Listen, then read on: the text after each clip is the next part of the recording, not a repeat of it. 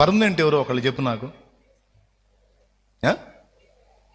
చావు వరకు చచ్చిన తర్వాత కూడా నీతో వచ్చే పర్మనెంట్ పర్సన్ ఎవరో చెప్పు నాకు. అప్పుడు మనం ఆయనతో కదా ఎక్కువ కనెక్ట్ అవ్వాలి.